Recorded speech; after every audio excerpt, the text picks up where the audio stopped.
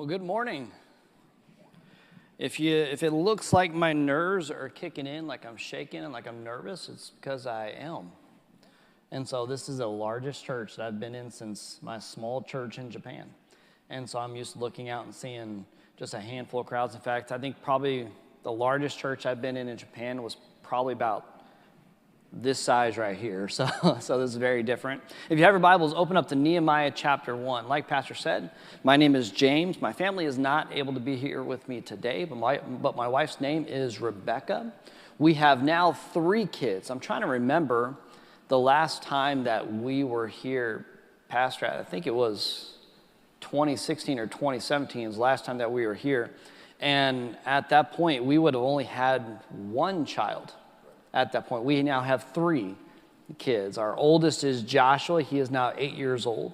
Then we have Lily, who just turned 6 years old. Then we have our little Daisy, who is 4 years old. And so they are some rambunctious kids. In fact, over in Japan, they stick out like a sore thumb. Not just because Joshua's, he's American, he has red hair, but most Japanese kids tend to be a bit more relaxed and quiet, especially when they're around a foreigner. They may be a little bit more reserved, especially where we are, because there's not very many foreigners in that area. And my kids are loud. They are not quiet. They have a lot of energy. They are, when all the other kids are sitting still and they're just listening to the adults talk, my kids are the ones kind of just doing this the whole time. They got a lot of energy. And I love my kids. I love it because my kids are learning the language. They're making friends. And in fact, in our ministry, if you're looking for the person that is probably the best missionary in my entire family, it's probably my son. He's had more people come to church than I have, technically, over there. He's a great soul winner. In fact, my son, since we got back to the States, stops by a track table and picks up tracts himself and likes to go out and invite people to church. And so that's a great blessing. Me and my family have been there in Japan now 7 years, and I'm going to be kind of obviously giving the update here tonight, but I want to share a little bit because it helps me lean into the Sunday school lesson just a little bit. But we've been in Japan now 7 years. We took about the first 4.5 to learn the language. It did have another small furlough that we came back to the States due to COVID. We had a drop in our support. We had to come back and try to raise a bit more of our support. But during that time, the Lord blessed our language ministry and also the church that we were helping and assisting at there as a national church. When we first got there, the church was small in number. I think there was a total of maybe 3 men in the entire church. There was not a lot of people inside the church there. That was located in the southern part of Japan, southern part of mainland Japan, near Kobe, Japan. Grace Jackson is actually close to this church, not too far from it.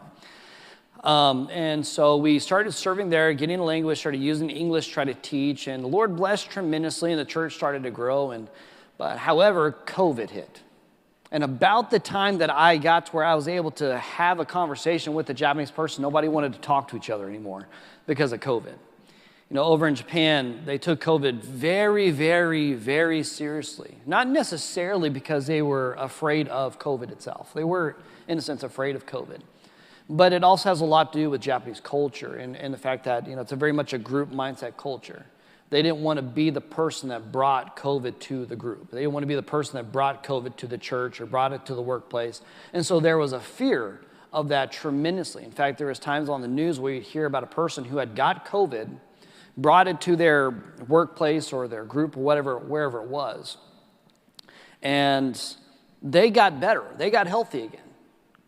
But because they got other people sick and the shame that they felt because of that, there's people in the news that had committed suicide for being the one that brought COVID to the group.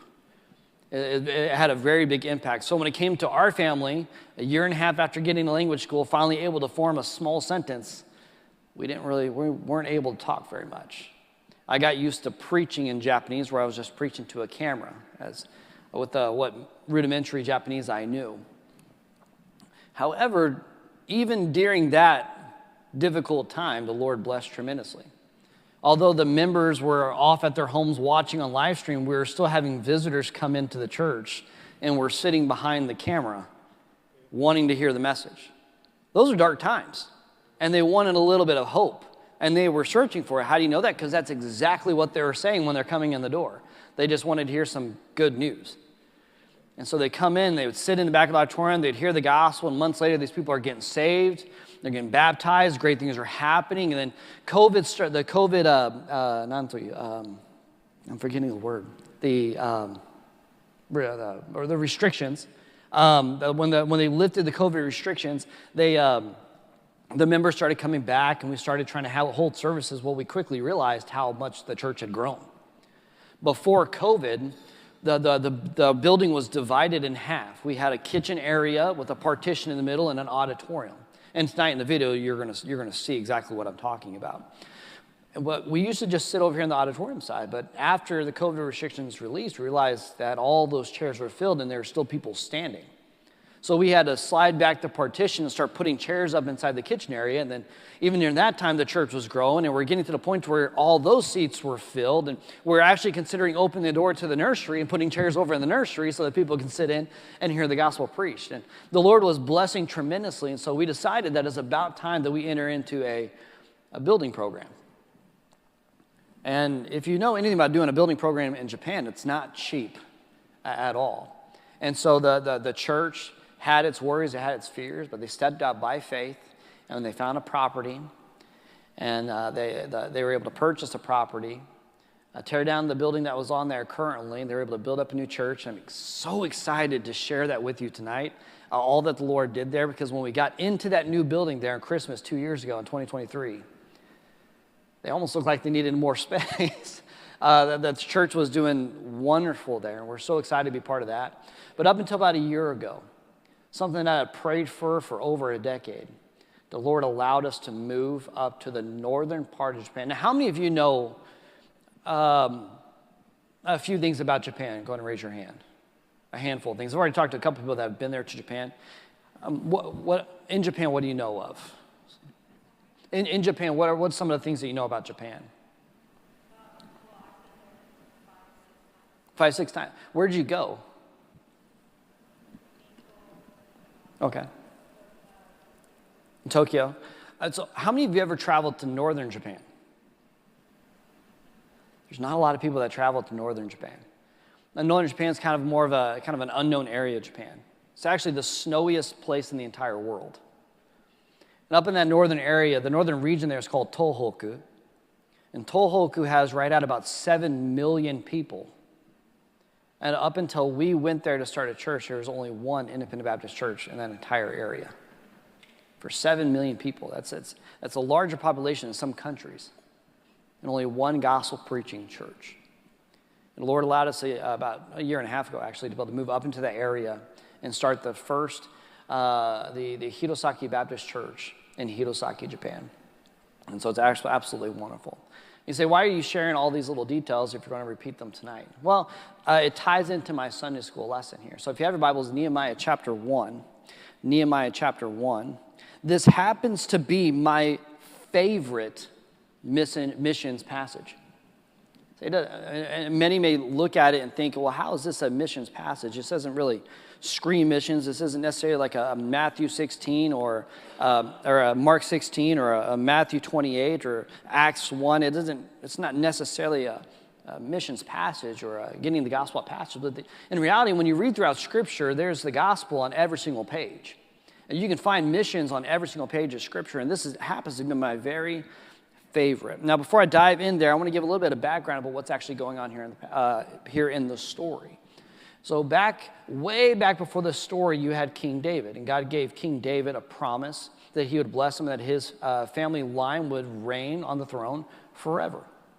And David was faithful and did what the Lord wanted him to do, but then his son Solomon came in and stepped in, and he's known as the wisest man ever to exist. And so Solomon was doing great, but then he started making some bad decisions. He started to marry multiple women, and many of those marriages were political marriages, and it brings some idol worship into the country, and that was something that obviously did not make God happy.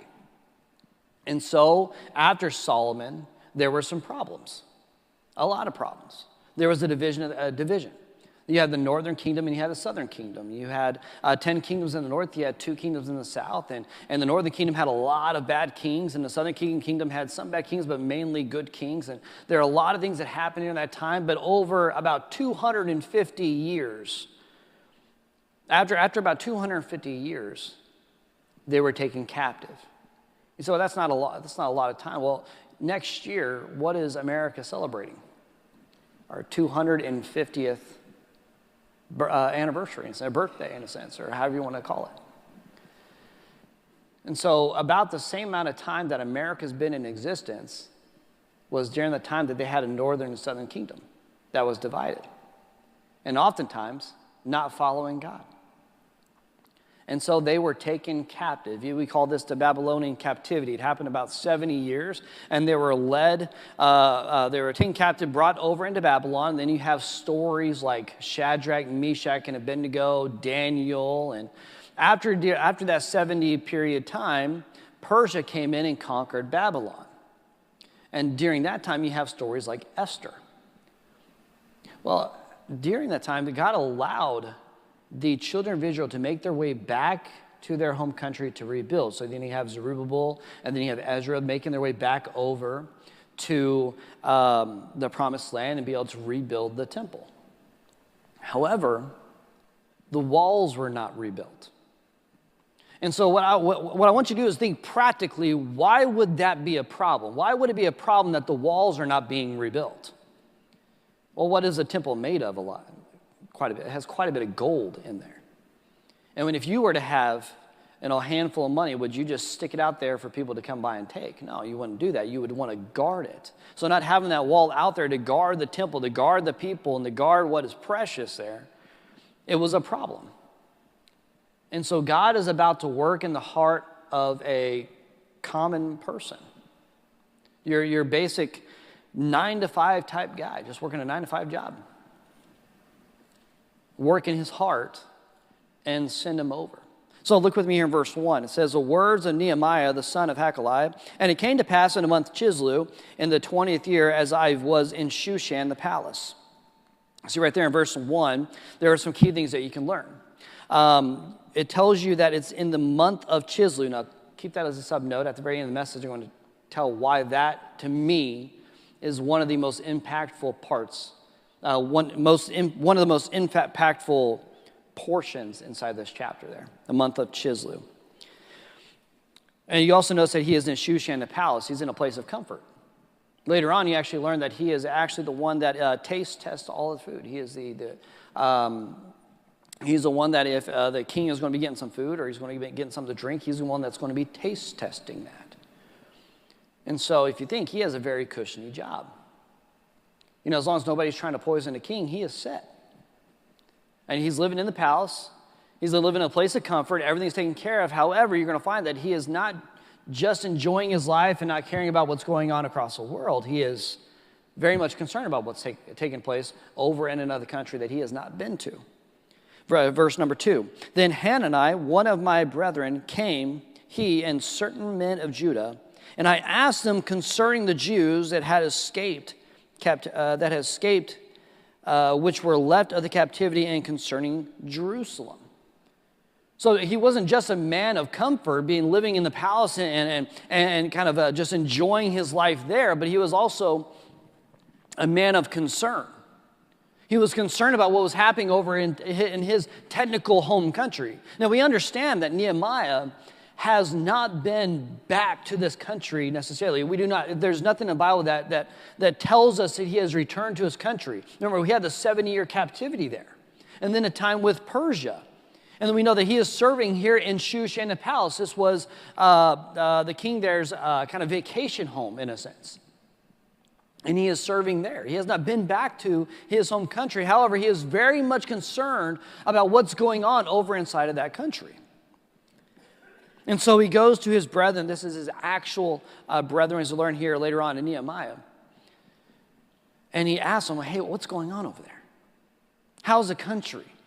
How are the people? I heard that when you got over there, that there were some people that, because they were left there during the captivity period, they were left there and they ended up marrying into some of the other cultures, and y'all are calling them something a little different, something like Samaritans or something like, oh, what's going on over in that country? I'm very much interested in what's taking place over inside of that country.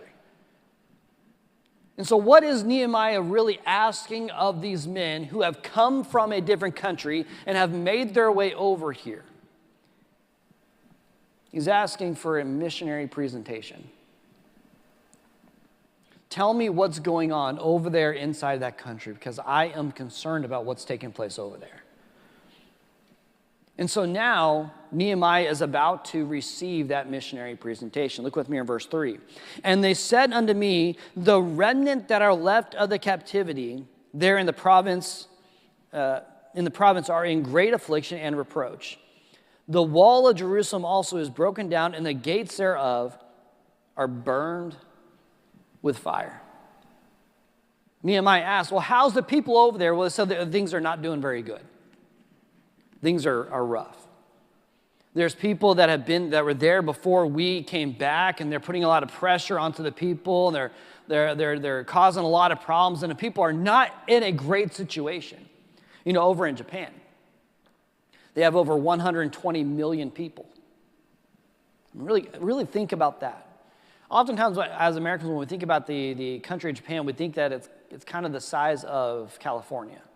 And you wouldn't be too far off. Just kind of stretch it a little bit more, because Japan actually, from Okinawa all the way up to Hokkaido, stretches from about Michigan to Texas. So it's a tall country, but still relatively small, but has the 10th largest population in the world in that country. Paint a little bit different picture. We mentioned that there were some here that went to Tokyo, and they could probably tell you about how many people you see in kind of a 30-second period. There's people everywhere there. There's a famous crossing in Tokyo called the Shibuya Crossing. Oftentimes, if you go to Japan, you probably go by that crossing. It's the one that you see where hordes of people are kind of crossing that intersection. Tonight in my video, you're going to see that. That one intersection, over 1 million people cross that a day. It's even crazier. Within a 45-minute radius of that crossing, how many people do you think live there? 9 million people within a 45-minute radius of that one intersection. One Independent Baptist Church. I'm not talking about the entire Tokyo area. I'm talking about a 45-minute radius of just that one intersection there. One Bible preaching church. Japan is known as the second largest unreached people group in the world. The area that we're at, where there's the Tohoku region, there's 7 million people, and we just started the second Bible preaching church in that area. There's a huge need, and I know there's other countries all across this world missionaries who can tell you about the great need inside their country. There's a huge need all over this world. There's a huge need for the gospel to be spread all across this world. Similar to how these people were not in a good situation. And not only did they say that the people were going through a difficult situation, they talked about the wall. The wall was broken down. We talked about just a few minutes ago why the importance of the wall. It's kind of a pet peeve of mine when it comes to Nehemiah. Oftentimes when we say characters in the Bible's names, that we associate them with something else. So, for example, let me test it out here. I'm going to say a name in the Bible, and I'm going to have you finish it, okay? David and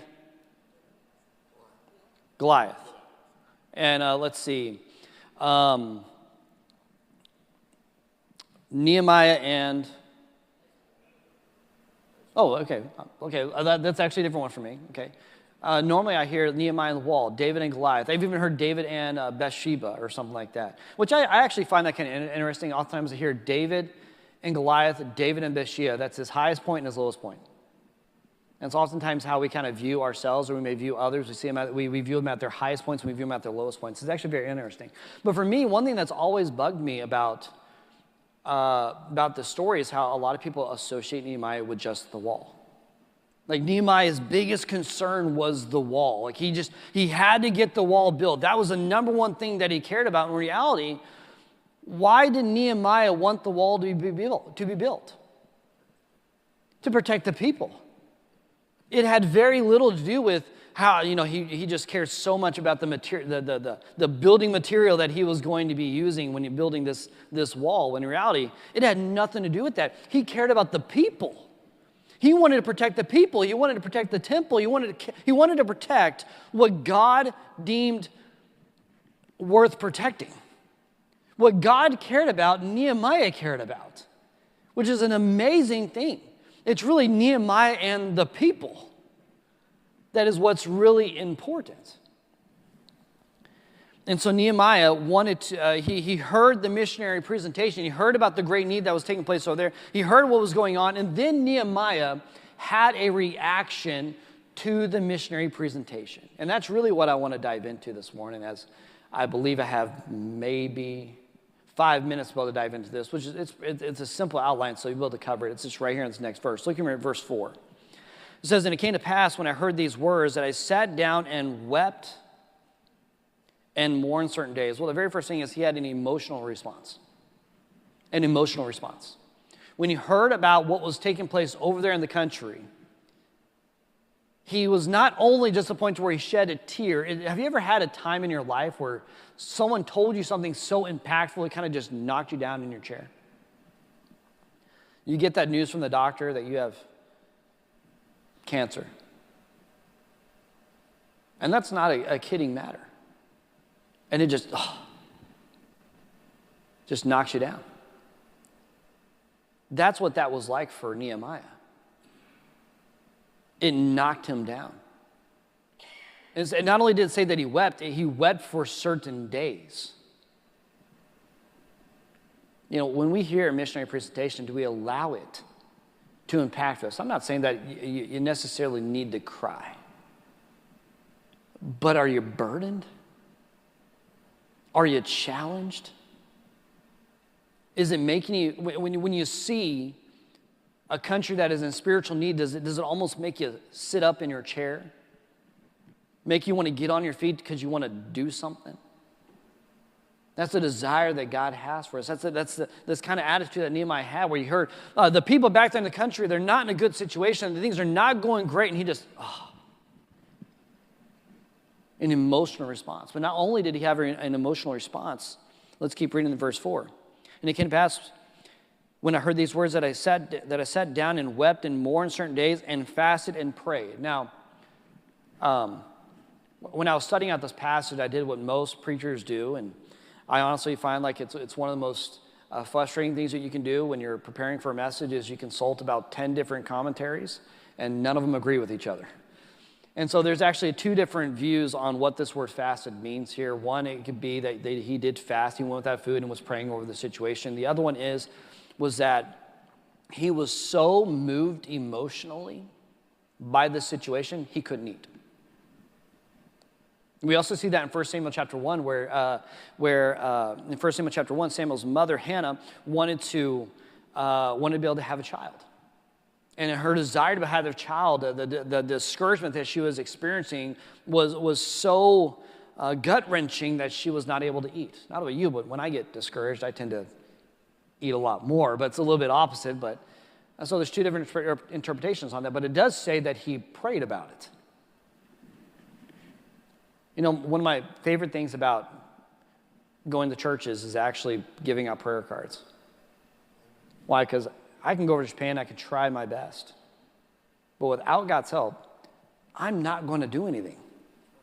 I need God's blessing, and knowing that there's churches back here, and this is one church, that when other missionaries say, "Do you know what churches, what of your supporting churches are really praying for you?"